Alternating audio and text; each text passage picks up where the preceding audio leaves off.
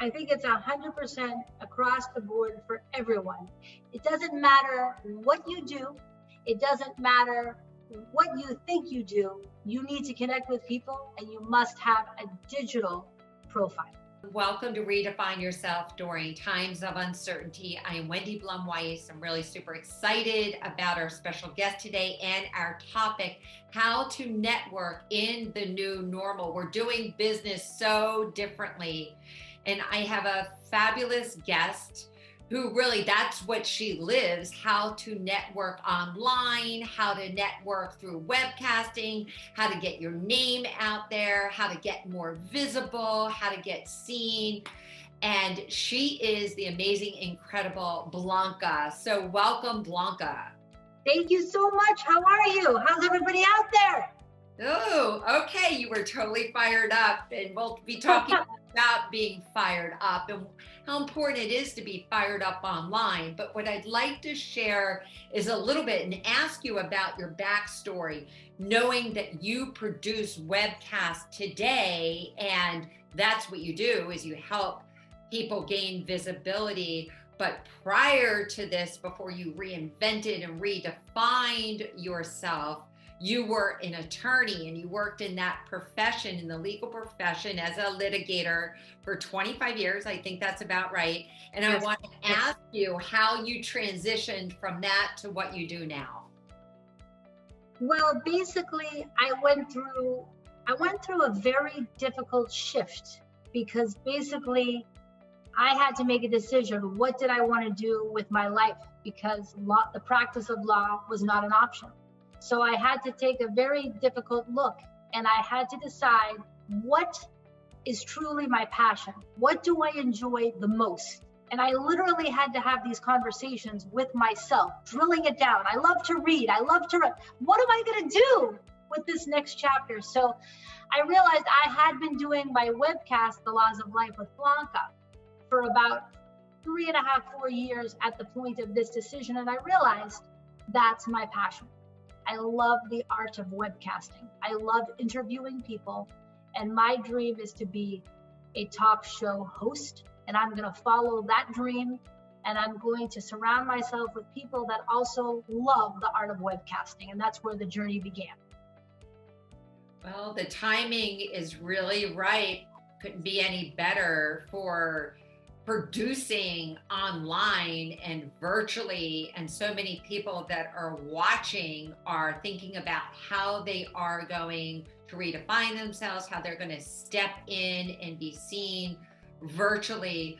So how did you begin 4 years ago or 3.5 years ago before you went completely 100% all in? How did you begin?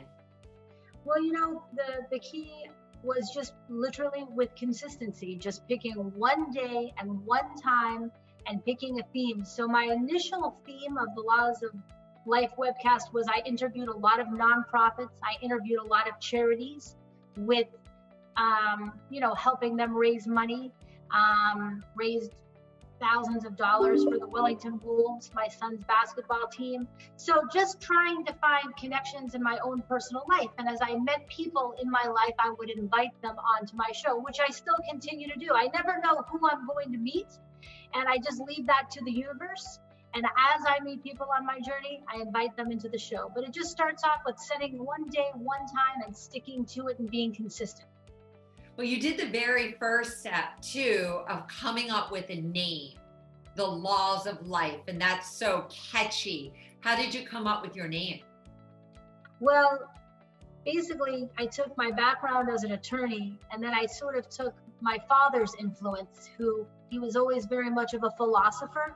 Both of my parents were always giving out these nuggets of wisdom and laws, if you will, of life to follow, to be better. So I sort of put the two together and made it The Laws of Life. I really love that. So I left the pharmaceutical industry after 25 years. We have that in common, to launch myself as a coach and an author and a speaker, and now as a podcaster. So as far as like getting that mindset to even say that I can do it and hit the go live button, what do you tell somebody who just gets really super nervous, especially at the beginning, and maybe always nervous? Like, what do you do? Well, that they just have to join the Laws of Life webcast coaching club, because we have a very special club where we all webcast together and we practice. So it's about the practice. It's about finding community. Yes. And it's about practice and getting support, because you guys probably uplift each other and say, yes, that was great. We totally do it. It's literally my favorite time of the week. And whether it's with our club or just finding other people that do that, I have realized that my greatest source of happiness right now is surrounding myself with people that have the same passion as me. So if you can find other people that do that too and practice with each other and grow together, it's wonderful. Yeah, I love that as well. And I love that there are so many opportunities right now to practice. It doesn't even have to be live. So for example, I have a group, and very, very small group, and we just set up a Facebook practice go live page. Awesome. Right? So, and then you do that. So you help people gain the confidence and practice to actually go live. Where do you see this going? Here we are in the midst of COVID. So here we are halfway through the year 2020, but it doesn't matter when you're watching this, because like Zoom is here to stay. What platforms do you like using? Well, I'm a big fan of Facebook. I do love Facebook. My show started on Facebook from the beginning, but I love YouTube, and I use the Zoom, and I interconnect them. And I also use live streaming software to infuse graphics. And that's another thing we do in our coaching club is, I teach graphic design skills, some video editing skills, some social media skills, all different types of media skills to make their webcasts look as professional as possible. Yeah. Now, I was just recently interviewed on one of your shows by one of your hosts. And one of the things I really loved that she did was have the visuals to be able to make it like webinar-ish, that it was a webinar webcast, so that there are visuals. How important do you think it is to add that aspect into the interview process? I think it's very important. I think people are very visual, and I think people tend to forget. So by putting the name of the guest's website, the name of the guest, the social media links, and their laws of life, or whatever they're talking about, I think it just helps crystallize the topic. And I think when you put it in writing, you're telling the universe, you take these principles seriously. And there's an element of formalization to the webcast that makes everyone else take it more seriously. Because if you don't take it seriously, no one else will. And I think it sends a very professional message. I like it. Yeah. And how much, speaking of being professional and speaking of networking, how much does Facebook versus LinkedIn as a professional platform, how would you say the difference between the two? And then I have another question after that. Well, you know what? I think it all boils down to how fired up the person is. You've got to have energy. And you know what? Going back to your question about the visuals or which platform or which networking group, it all boils down to one thing. How much energy are you bringing to what you're saying? So if you can find different ways to get you fired up, that's all that matters. Okay, well now I got to segue away from this social media question and ask you how you get fired up. How do you, and I see we're both wearing red. Does color fire you up? Does music fire you up? When I put this red suit on, I am instantaneously fired up. So like having the stylist Andrea Summerfield and having somebody on the outside tell you and having different coaches in life fires me up. Coaches like you, coaches like Coach Rochelle, coaches like Andrea, like Johnny, everybody, having people cheer you on and us supporting each other and shining a light on each other gets me fired up too. Yeah, it's all about the community. We think we're doing this stuff by ourselves, And actually, it's very boring. It's very dull to try to do. Like if I was just talking, that's why I started doing the podcast like this. I mean, I was doing a lot of YouTube videos and just doing the YouTube videos, but I learned so much from you. I learned so much from all of my guests, and then being able to connect with extended community. And so that's something you actually started with that interview process right out of the gate. Thank you. Well, you know what? For me, that's what it's all about. Extracting the wisdom from everybody, giving everybody a chance to shine and learn what their laws of life are and whatever their niche is. And I mean, at the end of the day, that's what community really is. So, okay, so back to being fired up. Give us some more fired up tips. All right. Well, definitely, surrounding yourself with people that have the same passion as you. You've got to find something that you absolutely love doing. So whether it's singing, whether it's dancing, whether it's interviewing people, whether it's video editing, whether it's coding, whether it's raising money for a charity, whatever it is, you got to get excited about it.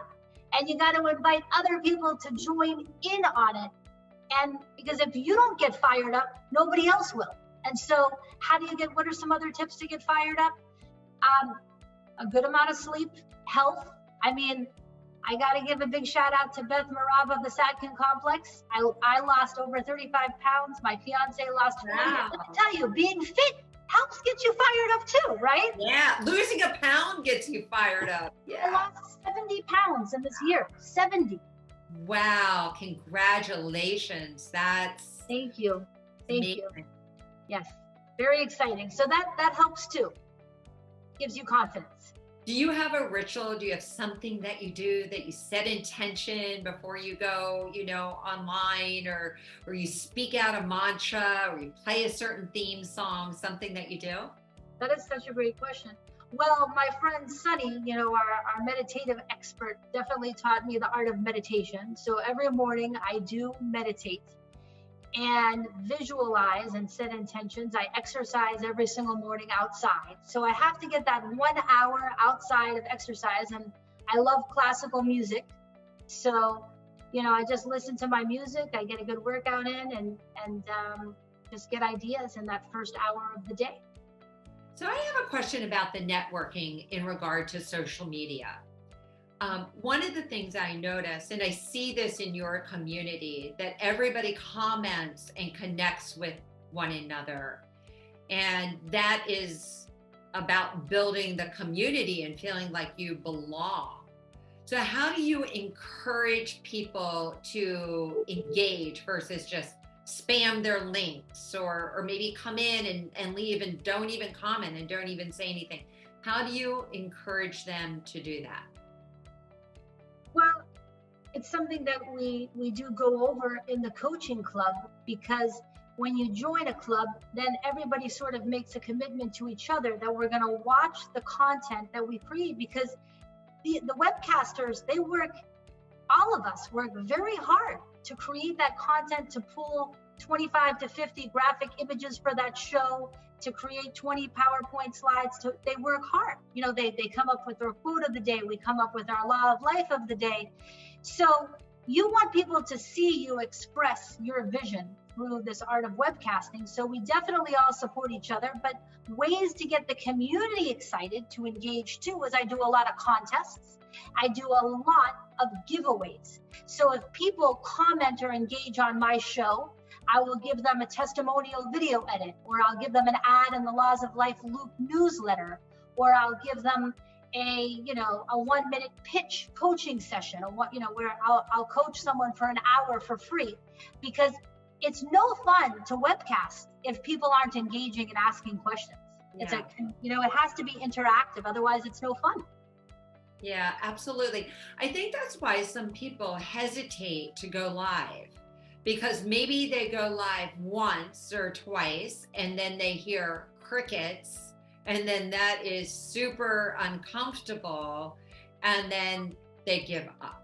You hit the nail on the head. That's probably why. Yeah. Well, I hear it all the time. I hear it from my clients. I see it. I've experienced it myself, where you go, And then at some point you either just have the stamina where you just keep showing up and eventually other people show up, or somehow you work another system, like you join in with a group so you have the support. And I think that's why Facebook groups have taken off like fire in the last couple of years versus a business page, when someone's trying to decide what they're going to do, to go for a group so that there's the connectability and the belonging piece in that. Yes, I think, like you said, doing a group is like your Facebook group idea to practice going live is genius. I absolutely love that. But let me also say this, you got to look at yourself as you're the audience of yourself too. And you can do this for yourself too. Get yourself fired up. And you know, it's not always, I mean, yes, you do want to entertain your audience and educate your audience, but also look at it as an art. Would Picasso still paint if no one bought his paintings? Absolutely, he would.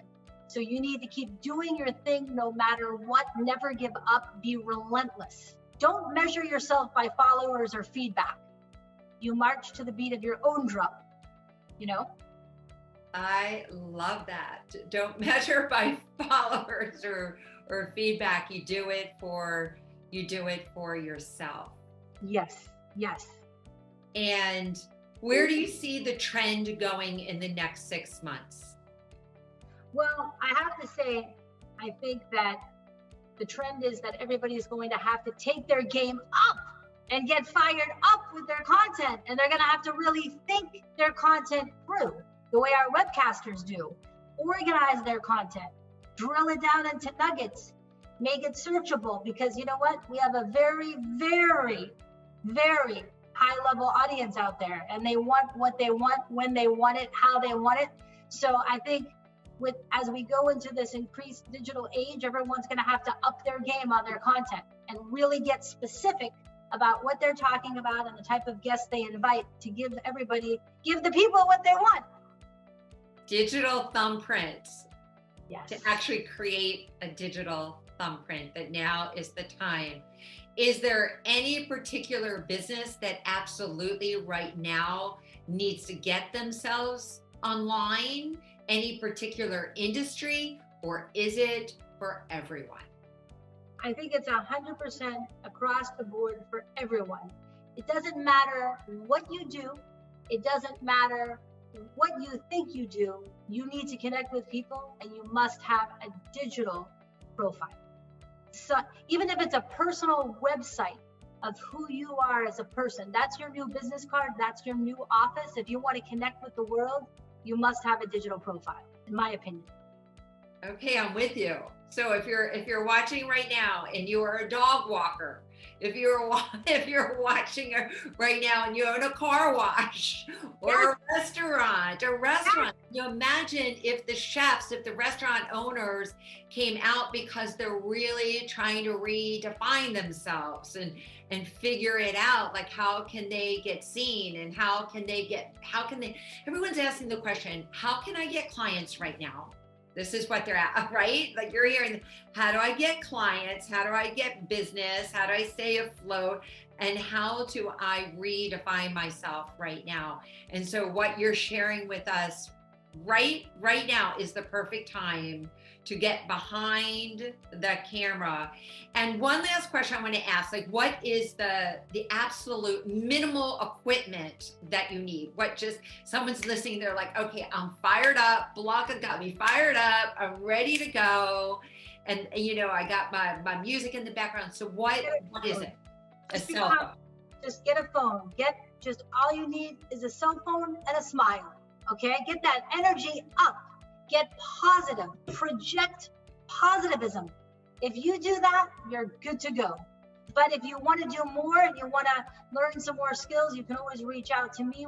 I'm happy to brainstorm with anyone and give anyone a complimentary 30-minute consultation on how you can elevate. So like with those chefs, they should be filming themselves making incredible recipes and uploading those YouTube videos to their website and running social media on those recipes. And one of my in a non-complicated way, right? Just like, don't overthink it, and just start very small, but just start. I tell you, 100%. Just bring that smile, bring that energy, and the rest will take care of itself. But you've really got to open the heart and do it with love. Because if you go into it with the wrong energy, you can't just go into it for, I want clients. Because if you go into it with that mindset, then it lacks authenticity. You got to go in it with love. I want to connect with the world. That's what I want to do today. And whatever happens, whether I make a friend, a client, a referral source, or all three, if you hit the jackpot, I'm connecting with the world and I'm sharing my talents with the world. Make it about that. I love that. And I always add, just make it about that you leave a thumbprint, like as some sort of legacy for your children and your children's children, that it's like a digital diary of your life, like somewhere that can be found by future generations. So I just love everything you just shared. I have all of your links to contact you on your show, through your webcast, through your website.